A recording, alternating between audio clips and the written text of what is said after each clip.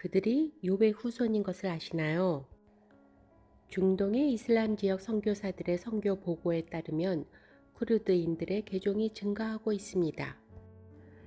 튀르키예의 쿠르드족의 인구는 2천만 명으로 튀르키예 전체 인구의 약 20%를 차지하는 것으로 추산됩니다. 시리아의 쿠르드족은 250만 명으로 전체 인구의 약 10%를 차지하는 것으로 추정됩니다.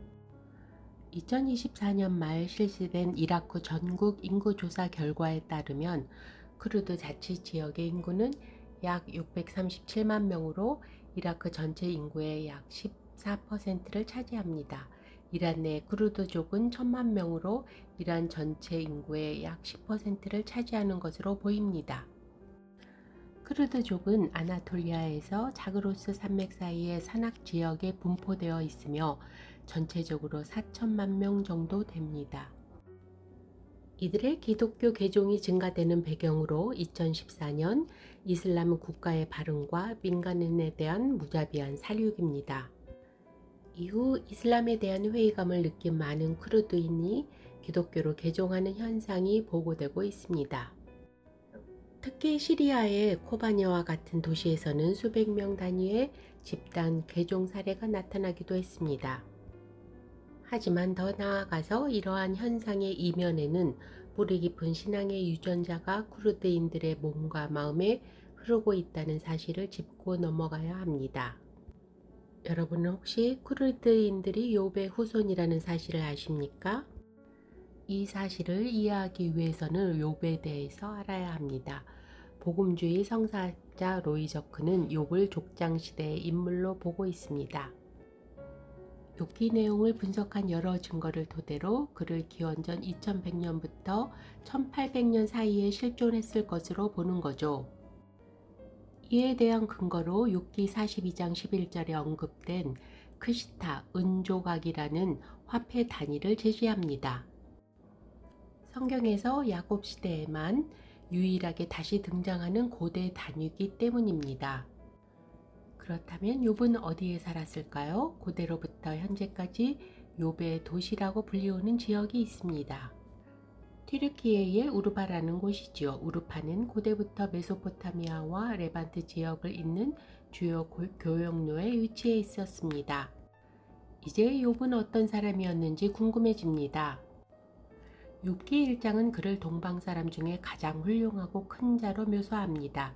양 7,000마리, 낙타 3,000마리 등 그가 소유한 가축의 규모는 단순한 부자를 넘어 특정 지역, 우스 땅의 경제와 치안을 책임지는 강력한 부족 연맹의 지도자였음을 시사하는 것이지요. 욥의 이름은 히브리어로 이요브이고 이는 아랍어로 아이유브가 됩니다. 신화속의 인물로만 여겨졌던 욥의 후손을 자처하는 인물이 12세기의 역사에 등장합니다. 심지어 그는 왕조의 명칭을 욥, 아이유브로 선포합니다. 자신의 성이 욥이었기 때문입니다. 아이유브 왕조를 열었던 살라딘이 바로 그 인물입니다.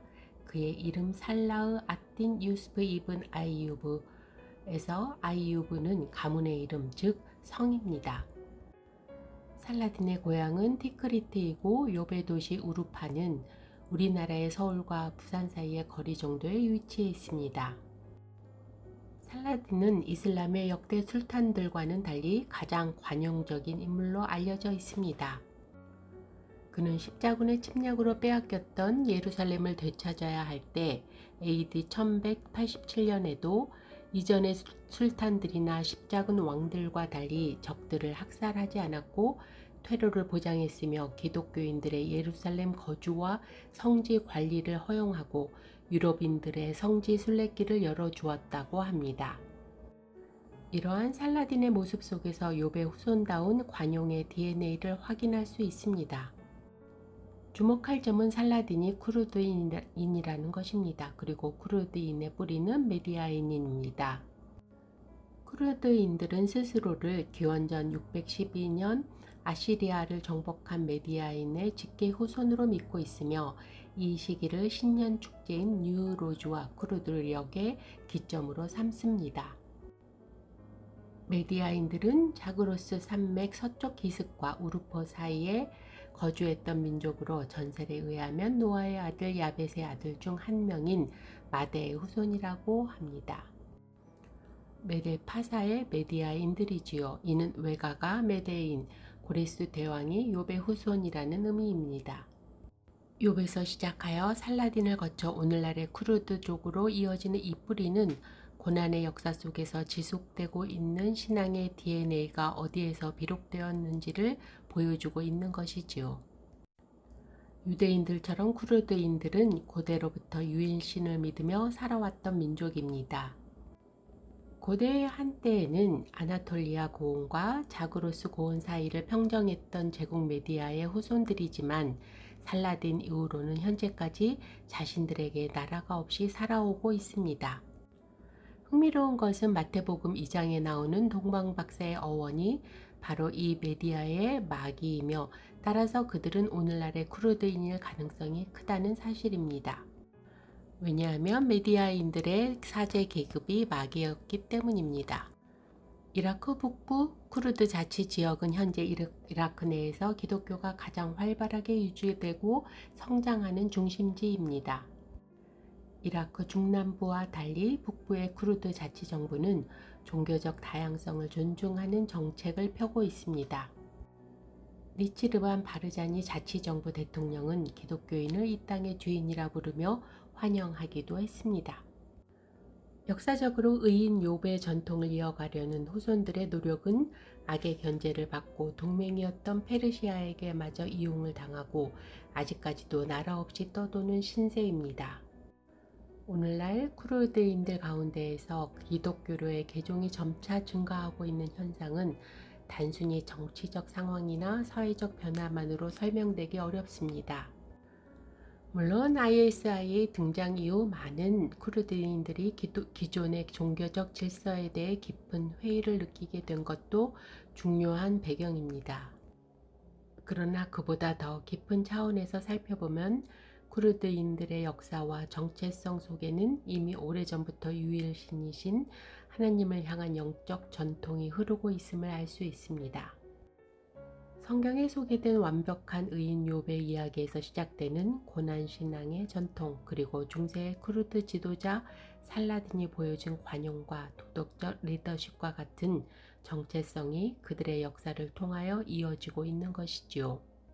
오늘날 쿠르드인들 가운데 나타나는 기독교 신앙의 확산은 오랜 시간 잠복하고 있었던 영적 갈망이 복음을 통해 다시 깨어나는 과정으로 이해할 수 있습니다. 어쩌면 고난 속에서도 하나님을 향해 질문하고 믿음을 붙들었던 욥의 이야기가 수천 년의 시간을 지나 오늘날의 쿠르드 민족의 삶 속에서 또 다른 방식으로 이어지고 있는 것이지요.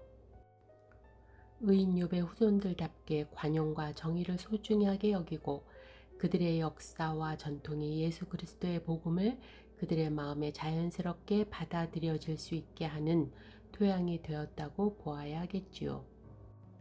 그러므로 하나님께서 욥에게 그러하셨듯 반드시 그들의 눈물을 닦아주시고 가장 영광스러운 기업을 회복시켜 주실 것입니다. 내가 알기에는 나의 구속자가 살아계시니 후일에 그가 땅 위에 서실 것이라. 나의 이 가죽 이것이 썩은 후에 내가 육체 밖에서 하나님을 보리라. 욥기 19장 25절에서 26절.